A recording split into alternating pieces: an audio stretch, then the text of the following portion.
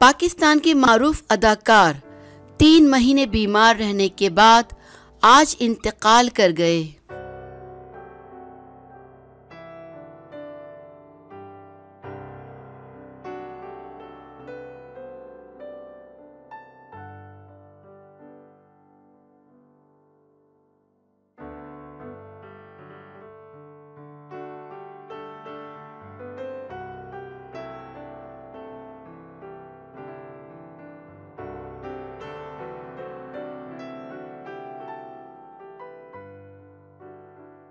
Stage کے comedy king اور معروف اداکار امان اللہ طویل علالت کے بعد انتقال کر گئے ہیں۔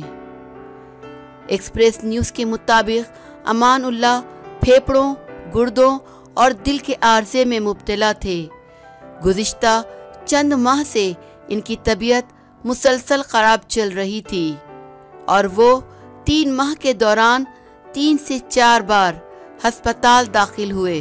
امان اللہ کو چند ماہ قبل دل کا دورہ پڑنے کے باعث ہسپتال منتقل کیا گیا تھا اور انتہائی نگہداشت وارڈ میں رکھا گیا تھا۔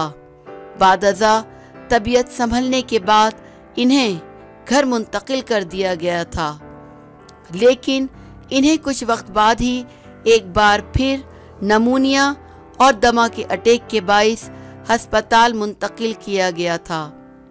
کچھ عرصہ قبل سوشل میڈیا پر امان اللہ کے انتقال کی خبریں بھی زیر گردش تھیں، تاہم ان کی بیٹی نے ان تمام افواہوں کی تردید کر دی تھی۔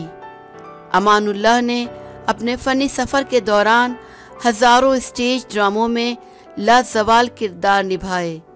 انہیں 2018 میں صدارتی تمغہ حسن کارکردگی بھی دیا گیا۔